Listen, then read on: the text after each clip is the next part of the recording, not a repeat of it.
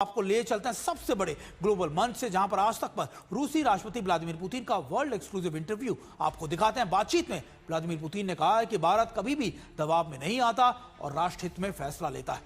Putin ने PM Modi की भी तारीफ की। आपको बता दें कि इस दौरान आज तक के साथ मंच पर पुतिन समेत दुनिया के बड़े दिग्गज भी मौजूद थे और मंच का संचालन आज तक की फॉरेन अफेयर्स की एडिटर गीता मोहन ने किया।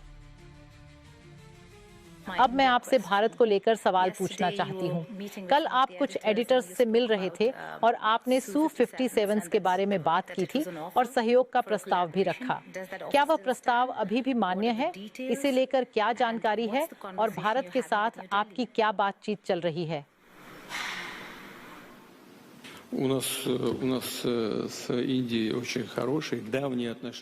भारत और हमारे बीच सैन्य और तकनीकी सहयोग और आपसी तालमेल के मामले में बहुत अच्छे और लंबे समय से चले आ रहे संबंध हैं। भारत की सशस्त्र सेनाओं का एक बड़ा हिस्सा रूसी उपकरणों और सामग्री से लैस है। ये परंपरा सोवियत काल से चली आ रही है और आज भी कायम है।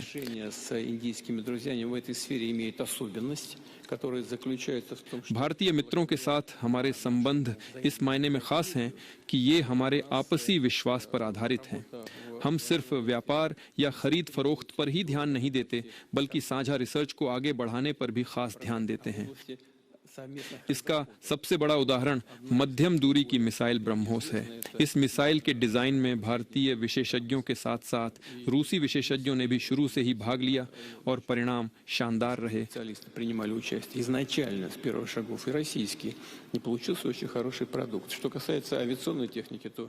भारत पारंपरिक रूप से हमसे विमान और हेलीकॉप्टर खरीदता रहा है। Su-57 एक बहुत ही अच्छा विमान है, शायद दुनिया का सबसे आधुनिक और सबसे कुशल विमान है। हमने प्रस्ताव दिया है और मैंने कल अपने भारतीय मित्रों से यही कहा था कि हमें मिलकर यह काम करना चाहिए।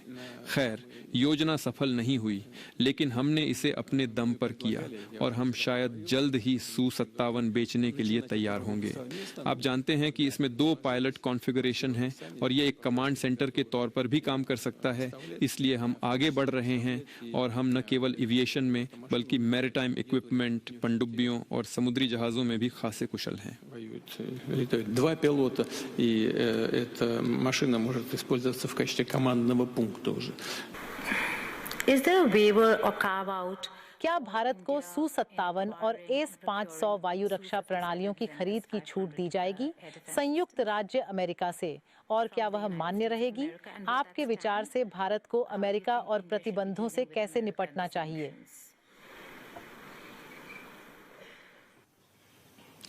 मैं कहूंगा कि भारत हमेशा एक संप्रभु देश के रूप में कार्य करता है और प्रधानमंत्री मोदी के नेतृत्व में प्रतिबंधों का कोई भी संभावित खतरा तुरंत उल्टा पड़ जाएगा और मुझे यह निश्चित रूप से पता है।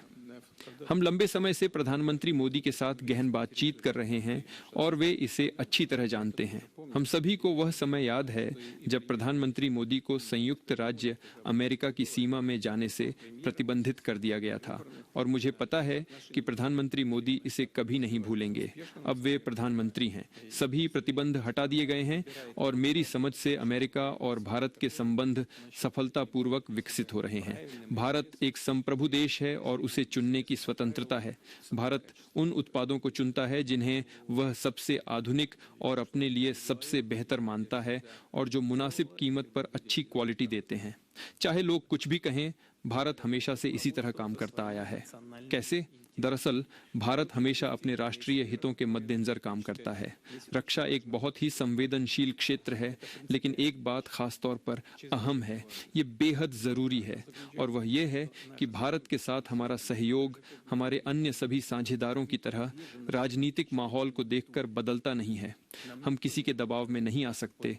भारत को यह मत दीजिए, ये हमसे कोई नहीं कह सकता और न ही कोई ऐसा कहने की कोशिश करेगा। हम हमेशा वही करेंगे जो हमें सही लगता है और हम अपने साझेदारों, विशेष रूप से भारत जैसे साझेदारों को दिए गए वादों पर हमेशा खरे उतरेंगे।